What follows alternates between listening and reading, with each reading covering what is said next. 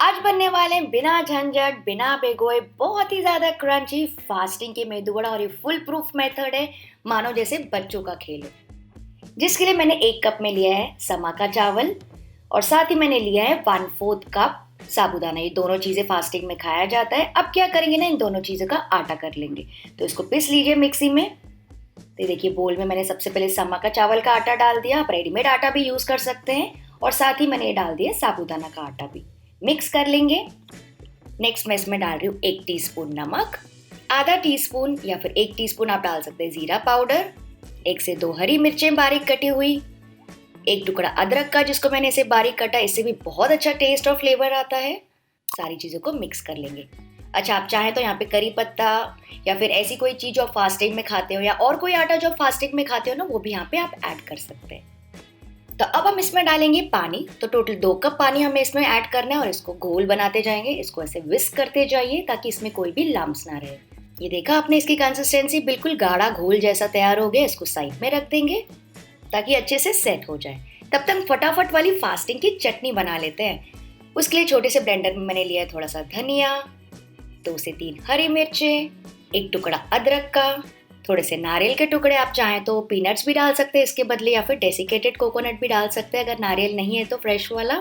साथ ही मैं इसमें डाल रही हूँ 1 टीस्पून जीरा, 2 टेबलस्पून में डाल रही हूँ दही, एकदम क्रीमीनेस और रिचनेस के लिए। अगर आपको नहीं पसंद है तो आप स्किप कर सकते हैं या फिर सिर्फ लेमन जूस भी डाल सकते हैं। और फिर डालेंगे 2 से 3 टेबलस्पून पानी इसको पीसने के लिए, थोड़ा सा नमक, आप चाहे तो यहाँ पे थोड़ी सी शक्कर भी यूज कर सकते हैं और इसको ब्लेंड कर लेंगे। बहुत ही इजी चटनी है फ्रेंड्स, बहुत जल्दी बन जाती है, लेकिन इसके टेस्ट का तो क्या कहना, इतनी मजे की बनती है कि आप इसको बिना फास्टिंग के भी बनाएंगे। ये देखिए एकदम गाढ़ी स्मूथ लाइट ग्रीन चटनी रेडी हो गई है। तो नेक्स्ट एक पैन में मैं गरम करी हूँ बस 2 टीस्पून घी। जैसे ही घी गरम हो जाएगा इसमें हम डाल देंगे घोल जो हमने तैयार किया था और इसको कुक करेंगे। बेसिकली जो घोल है ना अभी कच्चा है, तो इसको हम ही पकाएंगे लो मीडियम फ्लेम पे। 5 से 6 मिनट लग जाएगा ताकि इसका जो कच्चापन है आटे का साबूदाने का सब निकल जाए और एक गाढ़ा लंपी घोल मतलब एकदम आटे जैसे तैयार हो जाए, बिल्कुल वैसे ही जैसे आप उपमा बनाते हैं ना उसी तरह से। ये देखिए बीच बीच में आप देख सकते हैं घोल थोड़ा सा गाढ़ा होना स्टार्ट हो गया। तो फ्रेंड्स इसको लगातार विस्क करते जाएगा, वरना क्या होगा ना अचानक एक तरफ लंपी हो जाएगा और फिर आप इसको संभाल नहीं पाएंगे।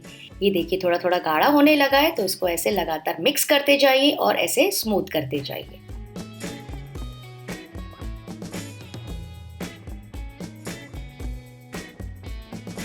ये देखिए पूरा पानी सूख गया। मैं आपको नीचे से भी दिखाती हूँ और अगर आपको ऐसा लगे कि स्मूथ नहीं है, थोड़ा स्टिकी है, तो यहाँ पे थोड़ा सा आप तेल भी डाल सकते हैं। तो बस ये एकदम आटे जैसा आ गया, बहुत ज़्यादा ड्राई नहीं करेंगे। इसको ट्रांसफ़र कर लेंगे एक परात में और हम ऐड करेंगे बाकी की चीज़ें।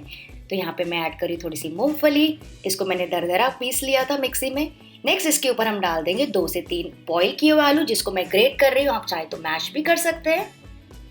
थोड़ा सा लेमन जूस और बस इन सारी चीज़ों को मिक्स कर लेंगे, बिल्कुल जैसे कि नॉर्मली आप साबूदाना वड़ा का आटा बनाते हैं ना, बिल्कुल वैसी कंसिस्टेंसी पे आ जाना चाहिए। आप चाहे तो यहाँ पे धनिया भी डाल सकते हैं। अच्छा फ्रेंड्स, मान लीजिए अगर आपको ऐसा लगे ना कि आटा बहुत ज़्यादा गीला है, तो यहाँ पे थोड़ा सा और साबूदाने का आटा आप डाल सकते हैं या फिर सिंपली क्या कीजिएगा ना, इसको फ्रिज में रख दीजिएगा 10 से 15 मिनट के लिए, तो आटा थोड़ा सा ड्राई हो जाएगा और सेट हो जाएगा। तो अगर आपको आटे को चिकना भी करना है तो थोड़ा सा तेल डाल के कर सकते हैं। तो चलिए बनाना स्टार्ट करते हैं। हाथों में थोड़ा सा तेल ले लेंगे, थोड़ा सा पोषण लेंगे और इसकी राउंड टिक्की बनाएंगे। देखिए इस तरह से अगर आप चाहें तो टिक्की भी फ्राई कर सकते हैं, बहुत ही ज़्यादा क्रंची बनती है फ्रेंड्स। और मैं इसका बना रही हूँ मेदू वड़ा। तो यहाँ पे इसका एक होल बना देंगे मंदिड़ा से, लकड़ी से, स्पून से, जिससे भी आपको ईजी कंफर्टेबल हो। ये देखिए कितना अच्छा मेदू वड़ा है। एक्चुअली फ्रेंड्स रेसिपी वही होती है, इंग्रेडिएंट्स वही होते हैं, थोड़े से इधर उधर, लेकिन अगर अलग तरीके से बनाया जाए फास्टिंग में ना, तो उसका खाने का मज़ा ही अलग होता है।